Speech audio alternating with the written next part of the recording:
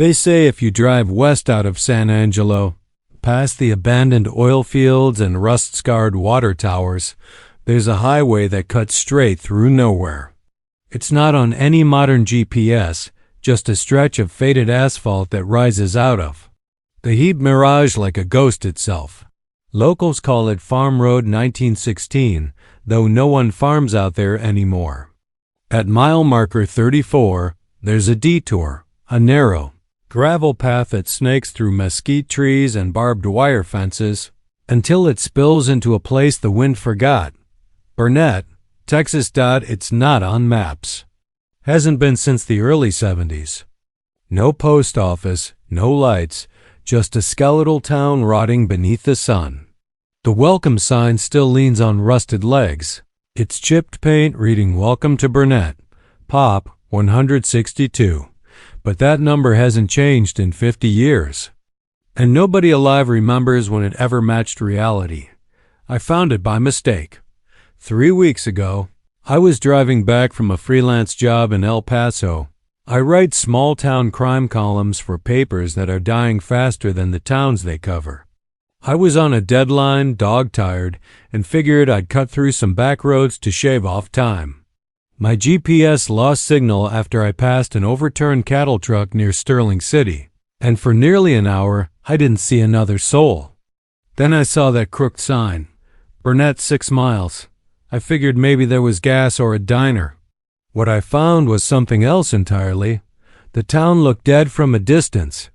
Sun-bleached storefronts, warped porches, windows boarded or smashed. The kind of place where time gave up. But the strangest thing was the silence. Not the quiet you get in rural Texas, but something deeper. No birds, no wind, not even the tick of cooling metal from my engine when I parked. Just a stillness that pressed down on everything, like the air itself was holding its breath. I stepped out of the car, crunching gravel underfoot, and walked down the main drag. The buildings stood like tombstones. A bar called Jessup still had its neon letters, though none were lit. Across the street, the old general store's windows were covered with peeling flyers, missing pets. School plays, yard sales, all dated from the early 70s. One flyer advertised a 4th of July picnic, 1973. The faces of the people in the faded photographs were oddly scratched out. Not torn or worn by time, but deliberately marked through with black ink or deep gouges. I should have left then. Every instinct told me this place wasn't abandoned, it was preserved. Like something was holding it in place, keeping it just as it was on some long dead summer afternoon. But I kept walking, drawn deeper like a fly to a web. There was a house at the end of the street, larger than the others. A colonial-style place with flaking white paint and a sagging porch. A swing creaked slowly in the still air, even though there was no breeze. I swear to God, I heard a child's laughter, faint, distant, like it was coming from inside the house. Not a playful laugh, either.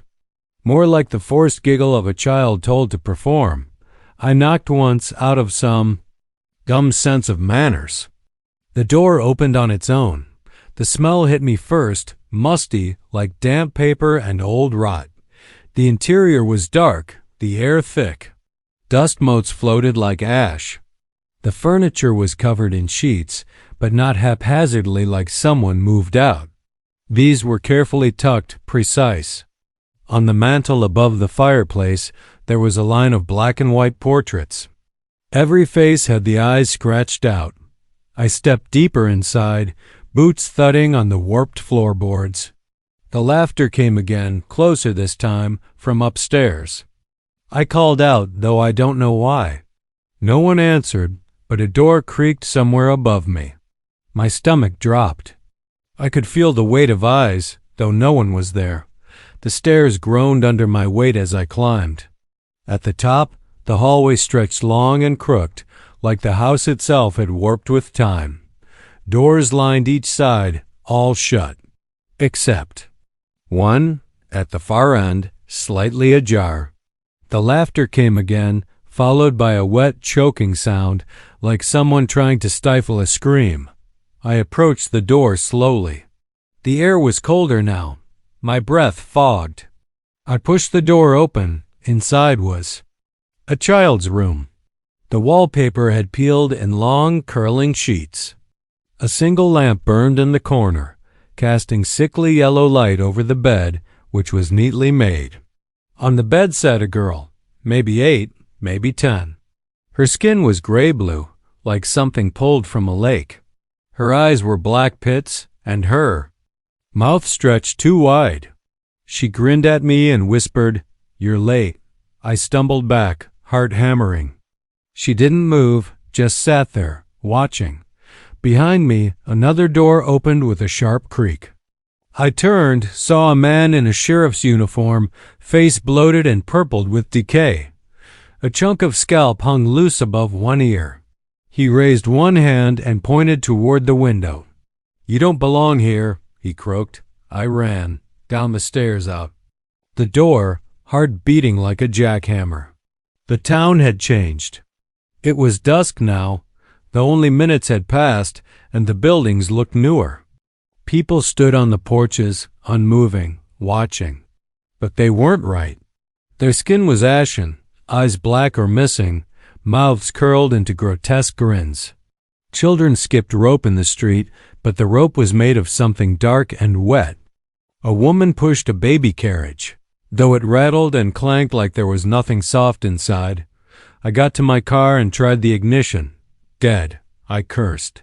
Slammed the wheel, looked up. The little girl stood in front of my car, her head tilted.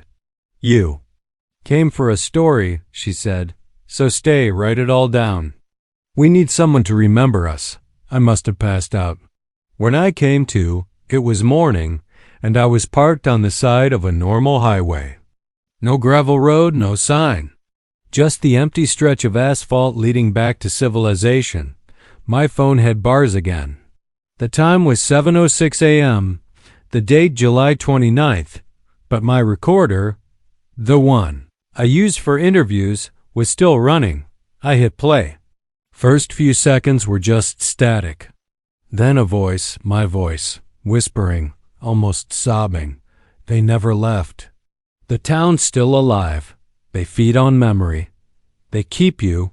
They keep you. Then the girl's voice, clear as crystal.